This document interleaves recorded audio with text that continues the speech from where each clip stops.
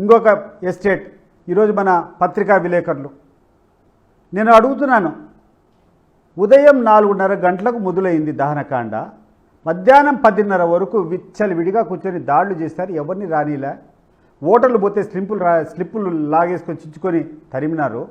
Agent పోతే వాళ్ళ చొక్కాలు చించి వాడి యొక్క ఏజెంట్ ఫారాలు చించినారు. కనీసం ఒక పత్రికా విలేకరులుగా మిమ్మల్ని దగ్గరికన్నా రానిచ్చారా అని చెప్పి నేను అడుగుతున్నాను. దయచేసి నా యొక్క ఆవేదన మీరు ఒకసారి గ్రహించండి. మిమ్మల్ని అన్యాయం అనేటిది కాదు. మీరు ఒక విలేకరులుగా ఉండి ఆడ అన్యాయం జరుగుతూ ఉందంటే మీరు కనీసం అక్కడికి పోలేనటువంటి పరిస్థితులు ఉన్నాయంటే ఎంత దౌర్భాగ్యమైనటువంటి పరిస్థితుల్లో ఈ ఫోర్త్ ఎస్టేట్ ఉందో ఒకసారి ఆలోచన చేయండి. ఎందుకు సహించాలా? ప్రజలు ఎందుకు సహించాలా? పత్రికా రంగంలో ఇంత బాధ్యతలేటువంటి వాళ్ళు మీరెందుకు సహించాలా?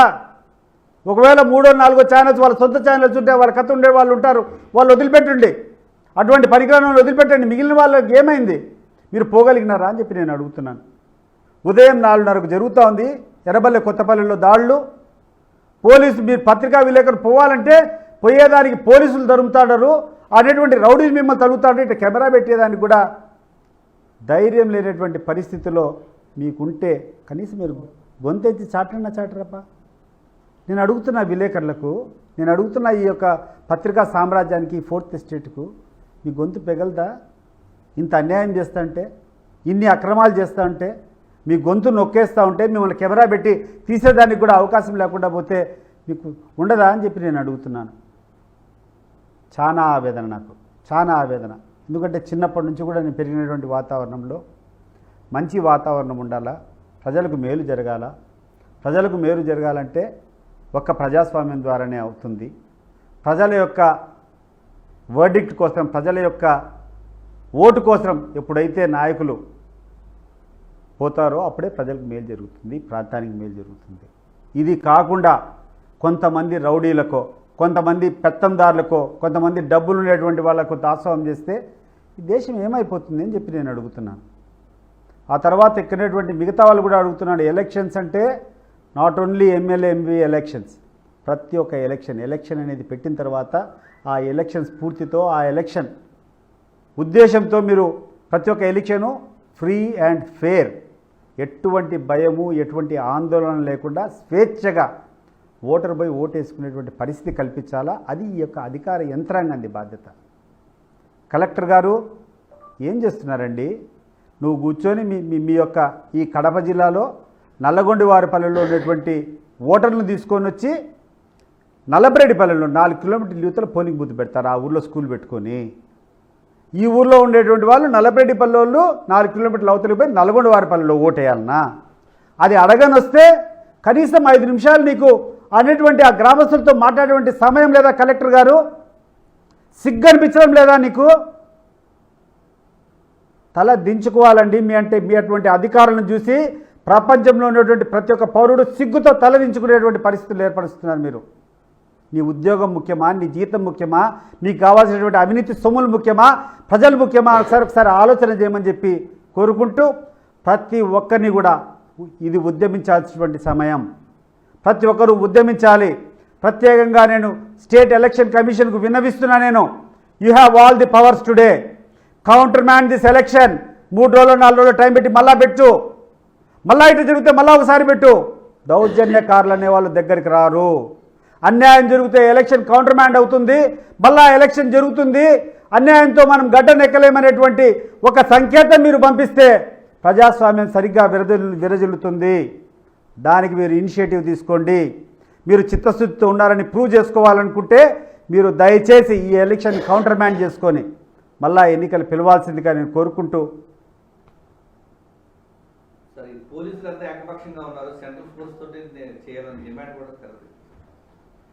సెంట్రల్ ఫోర్సా స్టేట్ ఫోర్సా అని నేను చెప్పను. ఒకటి, వాళ్ళకు ఉన్నటువంటి ఇంటెలిజెన్స్ ద్వారా స్వేచ్ఛగా జరిగిందా లేదా? ప్రెస్ అందరూ కూర్చొని ఎటువంటి ఒకవేళ ఏదైనా కంప్లైంట్స్ వస్తే ఆ రోజే బయట వస్తుంది. కంప్లైంట్స్ వస్తే మళ్ళీ రీపోలింగ్ చేస్తే ఏ ఫోర్స్ అయితే ఏమి, ఆ చెల్లని ఎలక్షన్ మళ్ళీ వస్తుంది అనుకుంటే ఎవడు కూడా ఇటువంటి దరిద్రానికి పూనుకోరు కదా. ఇటువంటి దౌర్జన్యమైనటువంటి పరిస్థితులు ఎప్పుడు పూనుకుంటారు? మేము చేసేటువంటి వెధవ పనులు సాగుతాయి, దీనివల్ల మాకు రిజల్ట్ వస్తుంది అనుకుంటే వాళ్ళు ఎవరైనా చేస్తారు. దీనివల్ల రిజల్ట్ రాదురా, ఊరికి చెడ్డ పేరు వస్తుంది అనుకుంటే వాళ్ళు ఎందుకు చేస్తారు ఇది? So it's a simple formula. State election commission కూర్చొని అయ్యా ఇది నిస్వార్థంగా జరగలేదు, కంప్లైంట్స్ ఉన్నాయి, సో మళ్ళీ నేను పిలుస్తున్నానంటే అయిపోయాయి. ఒక్క పోలీస్ ఆఫీసర్, ఇంత పోలీసులు అవసరమా? 600 మంది పోలీసులు పెట్టారు దేనికి? వైఎస్ఆర్ కాంగ్రెస్ పార్టీ నాయకులను ఆ గ్రామాల్లో ఉండకుండా ఉండేది చేసేదానికి 600 మంది పోలీసులు. మేము గతంలో ఈ తాలూకాలో అంతా కలిసి ఒక 100 మంది పోలీసులు జరిపినారు ఎన్నికలు. ఎన్ని? 230 బూతుల్లో 100 మంది పోలీసులు జరిపితే ఒక 700 ఈరోజు 1000 మంది వచ్చినట్టు ఉన్నారు పోలీసులు. దేనికి? భయాందోళనలు క్రియేట్ చేసుకొని భయోత్పాతం సృష్టించి వైఎస్ఆర్ కాంగ్రెస్ పార్టీ కార్యకర్తలు ఎవరు ఊళ్ళో ఉండేదానికి, ఒకవేళ ఎవరైనా తిరగబడితే వాళ్ళని పట్టుకొని పోయి పక్క తీసుకుని పోయేదానికి ఈరోజు పోలీసులు. నాకు ఇదే ఇప్పుడు ఎప్పుడైనా ఎలక్షన్ ఉండింది మేము చూసాం. ఎలక్షన్లో ఉంటే వైఎస్ఆర్ కాంగ్రెస్ పార్టీ తెలుగుదేశం ఉందనుకో, వీళ్ళు కొట్లాడుకున్నప్పుడు పోలీసులు రావడము, లేకుంటే పోలీసులు ఒకరికి ఏదైనా సైడ్ చేయడమో నేను చూసా. కానీ వీళ్ళు కంకణం కట్టుకొని చేసేటువంటి పరిస్థితి, ఈ దౌర్భాగ్యము, ఇంతటి దౌర్భాగ్యమైనటువంటి డిఐజీ, ఇంత దౌర్భాగ్యమైనటువంటి డిఎస్పీ, వీళ్ళందరూ చేస్తూ ఉంటే స్పెక్టేటర్స్గా చూసేటువంటి మిగతా పోలీసులు వాళ్ళు కూడా నేను అభ్యర్థిస్తున్నా, neglecting your duty is also a crime. ఒక ఎస్పీగా నువ్వు మంచివాడికి ఉండొచ్చు, కానీ ఈరోజు కన్ను మూసుకొని ఎట్లంటే అట్లా విచ్ఛిన్నకరంగా జరుగుతుంటే నువ్వు సైలెంట్గా స్పెక్టేటర్గా చూస్తున్నావంటే నీ తప్పు. ఎస్పీ గారు నేను మంచివాడిని ఎవరు ఒప్పుకోరు. నేనేమైనా బయట కూర్చొని నీ గుణం గొప్పదని నేనేమైనా పొగడొచ్చేమో కానీ ప్రజలు హర్షించరు. మిగిలినటువంటి సిఐలు ఎస్ఐలు ఎవరో బందోబస్తులకు వచ్చారు వాళ్ళకు కూడా చెప్తున్నా, మీ డిఐజీ చెప్తే మీరు కూర్చొని ఇక్కడ ఇంత పనికిరాని పని చేయాలనా? అవసరం ఉందా?